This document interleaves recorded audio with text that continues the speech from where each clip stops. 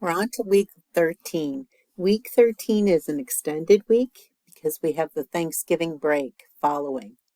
So when you click on week 13, you're watching this video. The overview is going to include our topic, which is natural disasters and complex humanitarian emergencies. So you're going to be looking at a couple of specific terms, again, this learning unit. And we are going to learn more about Haiti. Haiti is a country that suffered a natural disaster back in 2010, and that was an earthquake that hit near the capital city of Port-au-Prince. But we're going to focus on the needs of Haitians, both right after the earthquake and the continued health needs 14 years out. Haiti also suffered other natural disasters since 2010, and especially Hurricane Matthew, which was a Category 4 hurricane in 2016. We're going to look a little bit at the relief efforts of Doctors Without Borders, also known as MSF, and we're going to end the unit by looking at the gang violence and continued humanitarian crisis that is in Haiti now. So you're going to describe the types of disasters that affect human health and the health effects of natural disasters and complex humanitarian emergencies. So we're going to look at the health effects of both. And humanitarian emergencies include a combination of naturally occurring disasters and man-made disasters. So you're going to do that by watching this video and other videos on this learning unit, reading chapter 16 in Skolnick, and you're also going to start work on your global health issues paper. And if you go to the assignment tab, which is now the second tab of content, you're going to see that there's a separate video and instructions and grading rubrics about the global health issues paper. You also can go to pages 12 and 13 of the syllabus to find that same information, except for the video. So by the end of this learning unit, you're going to do your discussion board number 13 posting, no reply required, your quiz number 13, and start work on your global health issues paper. So I think you're going to find this to be an informative learning unit. We're going to go through number one, our readings in chapter 16.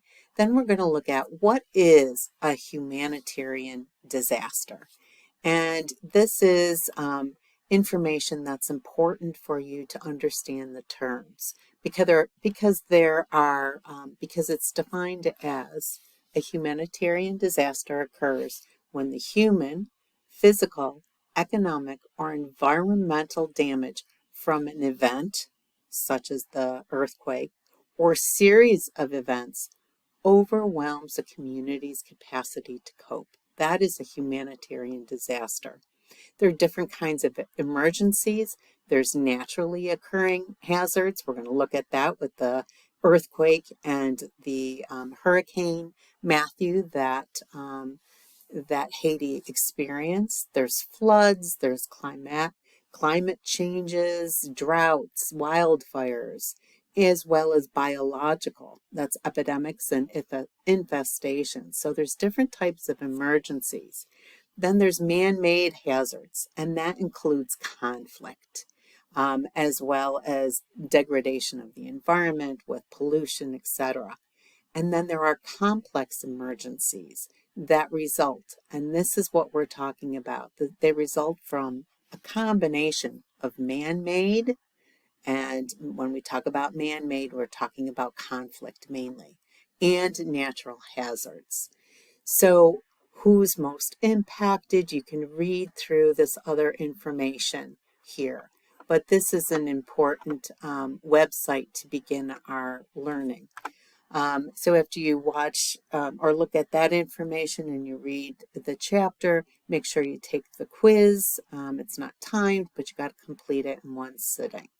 So then there's a number of things here, but many of them are very simple, such as where is Port-au-Prince? Where is Haiti?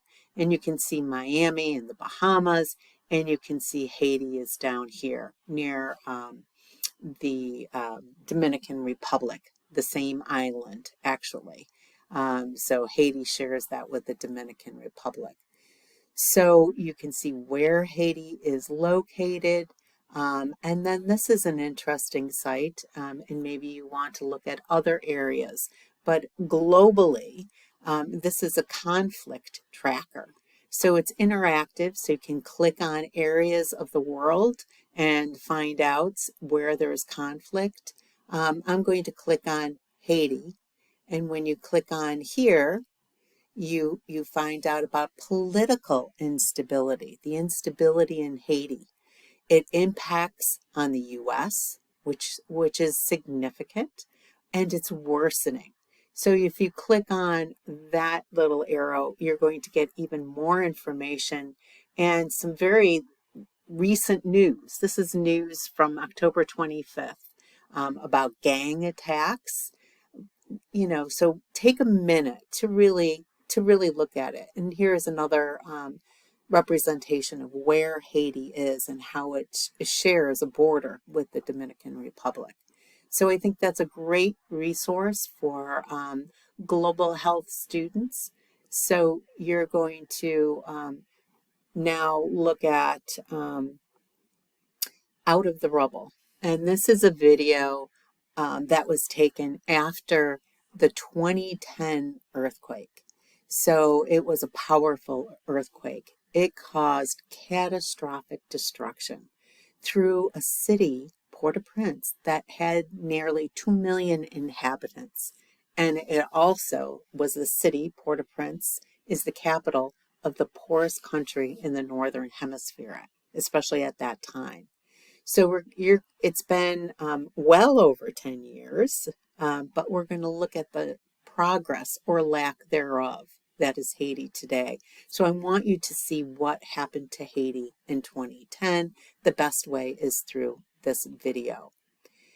So Out of the Rubble. Now we're going to look at Haiti a decade after. So 2020 is 10 years after the earthquake. And this is a 4-minute listen. It's not a long presentation here. So take a moment and listen to what Haiti was experiencing and still struggling to recover 10 years after.